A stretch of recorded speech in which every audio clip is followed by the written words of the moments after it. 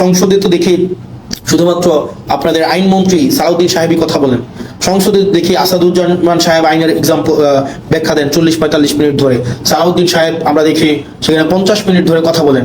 আপনারা কেন কথা বলেন না? এখানে যে বিষয়টা হচ্ছে, আমাদেরকে এই সংসদে কথা বলতে দেওয়া হয় না। আমি একটা এক্সাম্পল দিই, যেমন আপনার সালাউদ্দিন সাহেব আমাদের স্বরাষ্ট্রমন্ত্রী, উনি যখনই দাঁড়ান, উনি যেহেতু ট্রেজারি বেঞ্চের উনি মেম্বার, ট্রেজারি বেঞ্চের উনি অর্থাৎ উনি, এবং উনি হচ্ছেন স্বরাষ্ট্রমন্ত্রী, উনি যখনই দাঁড়ান যে বিষয়ে ধরেন, যেমন মানবাধিকার কমিশন বিষয়ে আমাকে সময় দেওয়া হয়েছিল মাত্র কত, আমাকে সময় দেওয়া হয়েছিল 2 মিনিট, আমাকে সময় দেওয়া হয়েছিল মাত্র 2 মিনিট, মাত্র 2 মিনিট। আর এই বিষয়ে সালাউদ্দিন সাহেব 40 মিনিট কথা বলেছেন, 40 মিনিট। আমাদের সুপ্রিম কোর্টের সচিবালয়ের বিষয়ে আপনার 8 মিনিট কথা বলেছেন আপনার আক্তার ভাই, আসাদুজ্জামান সাহেব কথা বলেছেন অলমোস্ট 40 মিনিট। তাহলে ঘটনাটা কি দাঁড়ায়? ঘটনাটা দাঁড়ায়, ধরেন কোন একটা অর্ডিন্যান্সের পক্ষে আমি 5 মিনিট কথা বললাম, 5 মিনিট, এটার বিরুদ্ধে সালাউদ্দিন সাহেব 40 মিনিট কথা বললেন, 40 মিনিট, আপনি 40 মিনিট। এই 40 মিনিটে উনি যদি কোনো অযৌক্তিক কথাও বলেন, সেটাকে যখন আমি আবার দাঁড়াবো যে ওনার অযৌক্তিক কথাগুলোকে খণ্ডন করার জন্য, আমাদেরকে সেখানে কোনো অ্যালাউ করা হয় না।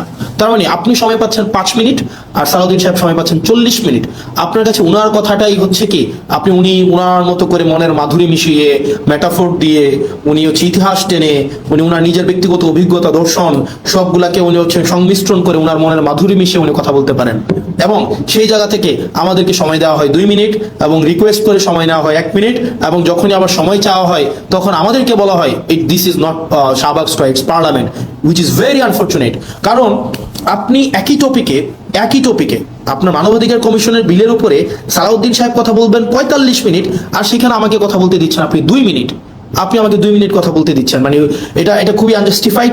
যখন এটারই বিরোধিতা আমরা করেছিলাম, যখন এটাই চেয়েছিলাম যে এটার বিরোধিতা হচ্ছে, তখনই হচ্ছে আমাকে বলা হইলো যে this is not Shahbag square, it's parliament. এবং বিএনপি এক ধরনের দুইটা কাজে জুট চুরি করেছে, জুট চুরি মানে সিম্পল জুট চুরি করা। জুট চুরি করা কি? জুট চুরি হচ্ছে ওনারা দিনের আলোতে প্রতারণা করেছে। যেমন জুলাই জাদুঘর একটা অধ্যাদেশ ছিল, এই অধ্যাদেশটা কথা ছিল এটাকে অপরিবর্তিতভাবে সংসদে আইন আকারে পাশ করা হবে। ওনারা কি করলেন? ওনারা একদম সংসদ শুরু হওয়ার সময়, সংসদ একদম বিলটা পাশ করার 5 মিনিট আগে ওনারা এটাকে সংশোধনী আকারে উপস্থাপন করে ওনারাকে বিলটাকে পাশ করায় নিলেন, যেটা কোনো এটাকে একটা কমিটমেন্ট ব্রিচ করা হয়েছে। এটা কথা ছিল না, কথা ছিল এটা অ্যাজ ইট ইজ পাশ করাবে। এখন আপনি আমাকে বলতে পারেন তাহলে আপনারা প্রতিবাদ করলেন না? আমরা অবশ্যই প্রতিবাদ করেছি, এবং আপনারা যদি দেখে থাকেন তাদের যেহেতু মেজরিটি 2/3, তারা এখন কাউকে আর তোয়াক্কা করার প্রয়োজন মনে করে না। তাদের কথা হচ্ছে আপনারা পার্লামেন্টে থাকলে থাকবেন, না থাকলে নাই, আমার যে আইনটা আমি যেভাবে ইচ্ছা আমি করব, এবং যেভাবে ইচ্ছা আমি সেটাকে পাশ করব। এবং ওনারা আরো কয়েকটা জায়গায় ওনারা আমাদের সাথে প্রতারণা করে যাচ্ছেন, বাংলাদেশের সাথে প্রতারণা করে যাচ্ছেন। যেমন কথা ছিল প্রত্যেকটা আইন, পূর্ণাঙ্গ আইন অন্তত 3 দিন আগে সবার কাছে ওনারা হচ্ছে পূর্ণাঙ্গ বিলটা ওনারা হাতে দিবেন। ওনারা 3 দিন আগে হাতে দেন না। ওনারা যেটা করেন, ওনারা হচ্ছে বিলটা সংসদে উত্থাপনের 15 মিনিট আগে আপনাকে এতগুলো পেয়ে যায় না ধরাই দিবে 15 মিনিট আগে। এবং এই 15 মিনিট আগে আপনাকে এই পুরো বিলটার যদি আপনি একমত থাকেন বা দ্বিমত প্রকাশ করেন, এই 15 মিনিটের মধ্যে আপনাকে জানাইতে হবে। এবং এটা হচ্ছে এক ধরনের পুকুর চুরি করার মতো। এবং আপনারা দেখবেন মানবাধিকার পুলিশ সংস্কার কমিশন, এটা কিন্তু সংসদ উত্থাপনের কথা ছিল, কিন্তু ওনারা এই কমিটমেন্টটা ওনারা ব্রেক করেছেন। ওনারা অনেকগুলা কমিটমেন্ট ওনারা সিরিজ আকারে ব্রেক করেছেন। 1 নম্বরে ব্রেক করেছেন, ওনারা বলেছিলেন 98টা অধ্যাদেশ ওনারা অ্যাজ ইট ইজ পাস করবেন। এই অ্যাজ ইট ইজ 98টা কমিশন পাস করার কথা থাকলেও ওনারা সেই জায়গায় ওনারা হচ্ছেন আমাদের জাতির সাথে ওনারা প্রতারণা করেছেন, ওনারা কমিটমেন্ট ব্রেক করেছেন। দ্বিতীয়ত ওনারা বলেছিলেন খ ক্যাটাগরির 16টা সংশোধন আকারে বিলগুলো হচ্ছে সংসদে উপস্থাপন করবেন, সেখানে হচ্ছে ওনারা হচ্ছেন কমিটমেন্ট রাখেন নাই, ওনারা সংশোধিত আকার উত্থাপন করে নাই। অনেকগুলা বিল, যে বিলগুলো মানবাধিকার কমিশন, পুলিশ সংস্কার কমিশন, তারপরে হচ্ছে আপনাদের আপনার গুম অধ্যাদেশ, এই বিষয়গুলো বলেছিলেন ওনারা এই সংসদে আলোচনার জন্য ওনারা হচ্ছেন নিয়ে আসবেন, সেখানেও সবগুলা বিল ওনারা নিয়ে আসেন নাই। এখন ওনারা যেহেতু মেজরিটি, ওনারা যা ইচ্ছা তা করতে পারেন। যেমন ওনারা অ্যাসালমকে গতকাল দেখলেন, মানে বাংলাদেশের জন্য আরেকটা কালো, মানে একটা দিন, কালো দিনটা ওনারা দেখেন। অ্যাসালম, আমি সংসদে প্রশ্ন করেছিলাম বাংলাদেশের শীর্ষ 20টা ঋণ খেলাপি প্রতিষ্ঠানের তালিকা দেওয়ার জন্য। তো আমির খসরু সাহেব আপনার হচ্ছে ফিনান্স মিনিস্টার, উনি 20টা ঋণ খেলাপির তালিকা আমাদেরকে দিয়েছেন, সংসদে সেটা আছেন। এই 20টার মধ্যে 9টাই হচ্ছে অ্যাসালমের প্রতিষ্ঠান। এই অ্যাসালম ইসলামী ব্যাংক থেকে 82,000 কোটি টাকা শুধু ইসলামী ব্যাংক থেকে ওনারা হচ্ছে ঋণ খেলাপি করেছে। 82,000 কোটি টাকা ইসলামী ব্যাংক থেকে নিয়ে গিয়েছে অ্যাসালম।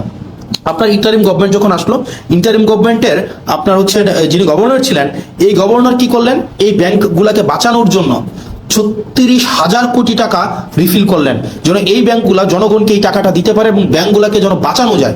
36,000 কোটি টাকা, 36,000 CR। এখন যেটা হয়েছে, গতকাল একটা ব্যাংক অর্ডার পাস করাই নিলেন মেজরিটির বড়াই দিয়ে। ব্যাংক অর্ডারে কি আছে?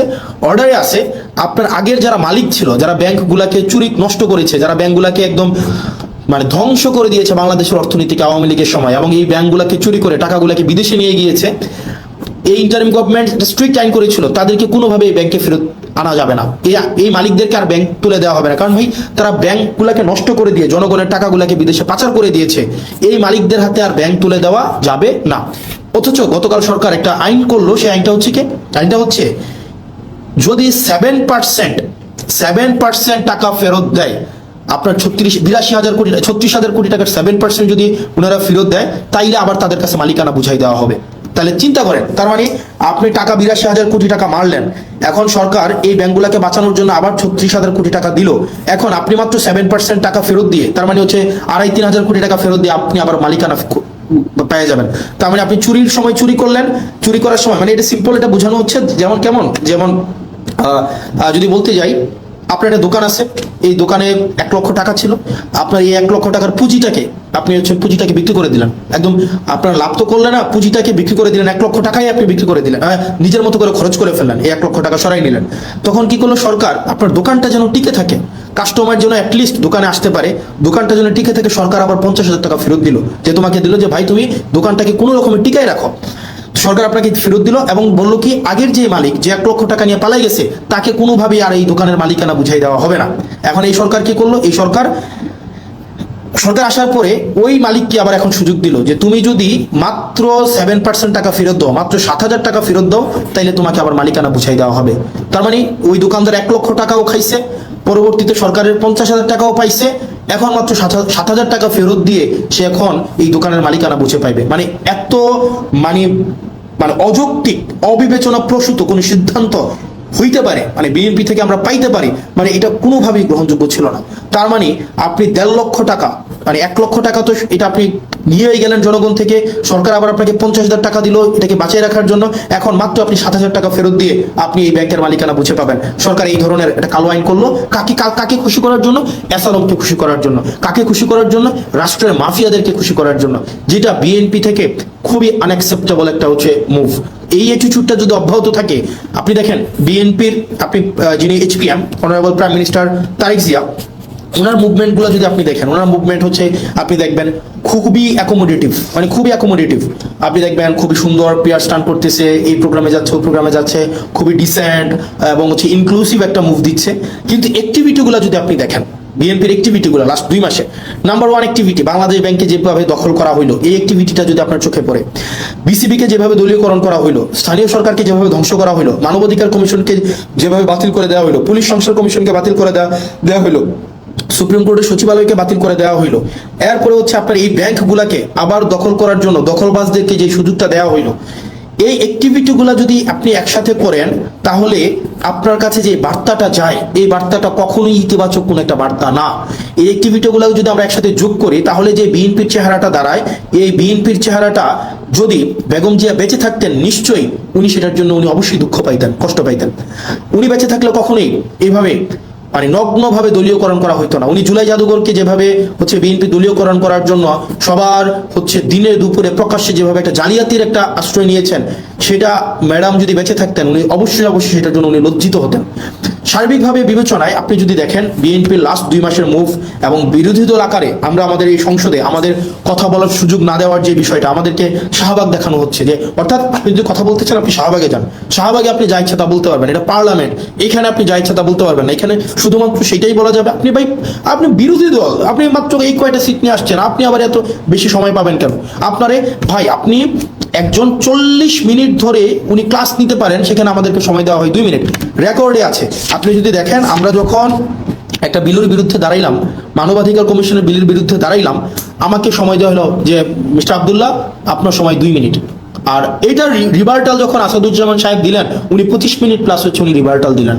তার মানে উনার কোনো সময় মানে নাই, উনি যতক্ষণ ইচ্ছা কথা বলতে পারবেন, উনি দাঁড়াইলেই উনার মাইক অন করবেন, উনি সালাউদ্দিন সাহেব দাঁড়াইলেই উনার মাইক অন হবে, এবং উনার রেকর্ডের জন্য উনারা সবকিছু বলতে পারেন। কিন্তু আমাদের রেকর্ডের জন্য আমাদের মাইক অন করা হয় না। আমরা 50 বার 20 বার শুরু থেকে যদি হাত তুলে রাখি, আমাদেরকে এই সময়টা দেওয়া হয় না। এটা নাকি সংসদের রেওয়াজ। তো সংসদের রেওয়াজ এবং সংসদের আইন আসলে কোনটা কি, সবগুলো হচ্ছে সরকার যেভাবে চাইবে সেটাই, যেটা অভ্যুত্থান পরবর্তী সময়ে যেটা আমাদের জন্য অপ্রত্যাশিত ছিল। প্রিয় বাংলাদেশবাসী, আপনাদের আমার কাছে মনে হয়েছে আপনারা কিছু এক্সপ্লেনেশন ডিজার্ভ করেন, কারণ দিন শেষে আমরা হচ্ছে দিন শেষে কোনো না কোনোভাবে আমরা বেনিফিটেড। আমরা যারা ক্ষমতায়, আমরা যারা চেয়ার পেয়েছি, আমরা যারা মন্ত্রী হয়েছি, আমরা যারা এমপি হয়েছি, আমরা কোনো না কোনোভাবে বেনিফিটেড। এটা নিঃসন্দেহে, এটা বলার কোনো সুযোগ নাই, আমরা বেনিফিটেড। কিন্তু যারা জীবন দিয়েছে, যারা আত্মত্যাগ করেছে, যারা রাস্তায় নেমে এসেছিল, যারা হচ্ছে জুলাইয়ে, আরেকটা ইম্পর্টেন্ট বিষয়, জুলাইয়ের কথা মনে হওয়াতে, খুবই পোর স্ক্রিপ্টেড একটা নাটক বিএনপি আপনারা হচ্ছে পার্লামেন্টে করছে, খুবই পোরলি স্ক্রিপ্টেড। সেটা হচ্ছে কি, ওনারা বলতেছে, বারবার বলতেছে ওরা জুলাই সনদের পক্ষে, মানে বারবার কিন্তু বলতেছে জুলাই সনদের পক্ষে, যে আমরা প্রত্যেকটা দাড়ি কমা সহ আমরা জুলাই সনদ বাস্তবায়ন করবো। তো আমরা যখন বলতেছি যে জুলাই সনদের অর্ডারটা আপনাকে বাস্তবায়ন করতে হবে, তখন যেটা হইলো, ওনারা একদিন একটা নাটক সাজাইলো। উনাদের পন্থী কিছু ছাত্রদল, যুবদল সহ অনেকে আছে যে তাদের এই অভ্যুত্থানে ফেসিবাদ বিরোধী প্রত্যেকটা রাজনৈতিক দল সমানভাবে অংশগ্রহণ করেছে, তাদের আত্মত্যাগ ছিল, তাদের দীর্ঘ লড়াই ছিল, তাদের দীর্ঘ হিস্ট্রি ছিল। তো ওনারা কি করলেন, কিছু সিলেক্টিভ আহতকে, কিছু সিলেক্টিভ, একদম সিলেক্টিভ কিছু আহতকে বিরোধী দলীয় যেই গ্যালারিটা আছে সেই গ্যালারিটাতে এনে বসাইলো, এবং ওনাদেরকে বলে দেওয়া হলো, পরবর্তীতে ওনাদের মধ্যে অনেকগুলো আহত আমাদের কাছে আসছে যে ভাই আমরা তো বুঝি নাই যে আসলে আমাদেরকে কি কারণে নিয়ে আসা হয়েছে, আমাদেরকে জাস্ট বলা হয়েছে আপনাদেরকে গাদ্দার বলার জন্য, এবং আপনাদেরকে যেন আমরা বেশিং করি, আপনাদেরকে যেন আমরা হচ্ছে ওখান থেকে আপনাদেরকে বেশিং করি, এবং আপনাদের বিরুদ্ধে যেন আমরা স্লোগান দিই। এই স্ক্রিপ্টটা বিএনপির জন্য, মানে ফ্রেন্ড, আপনারা বিএনপির যারা আছেন 217 জন এমপি আছেন, ইট ডাজন্ট ম্যাটার, আপনারা হচ্ছেন সরকারে আছেন, ইট ডাজন্ট ম্যাটার, মানে ধরেন কি করতে পারবেন, ম্যাক্সিমাম গুম করে ফেলতে পারবেন, উঠাই নিয়ে যেতে পারবেন বাসা থেকে, এই জার্নিটা এখানে থামাই দিতে পারবেন, সো হোয়াট ভাই, মানে জীবনে তো ধরেন আপনার মানুষের সাথে যদি কানেক্টেড থাকি, মানুষ যদি আস্থা রাখে, বিশ্বাস রাখে, এর থেকে বড় প্রাপ্তির আর কিছুই নাই। আপনারা ওই দিন যে স্ক্রিপ্টটা সাজাইলেন, আপনারা যে নাটকটা সেদিন সংসদে করলেন, এবং আমরা দেখলাম মাননীয় প্রধানমন্ত্রী প্রত্যেক আহতের সাথে একজন একজন করে কথা বললেন। কথা বলে আসার পরে ওই আহতরা ওই গ্যালারি থেকে আমাদেরকে বিভিন্নভাবে, ওখানে আপনারা দেখলেন এটা সিন ক্রিয়েট করা হয়েছে, এবং ওনারা আমাদেরকে বিভিন্নভাবে গালাগালি দিলেন। ওনারা বললেন আমরা জুলাই সনদ চাই, আমরা জুলাই সনদ চাই, বিএনপি যেভাবে চাই আমরা সেভাবে চাই। তো আমরা জিজ্ঞেস করলাম বিএনপি কিভাবে চাই বলেন তো? তোরা বলেন না বিএনপি যেভাবে চাই আমরা সেভাবে চাই। আমি বললাম তো বলেন না বিএনপি কিভাবে চায়। কয় না আমরা এত কিছু বুঝি না, বিএনপি যেভাবে জুলাই সনদ চাই আমরা সেভাবে চাই।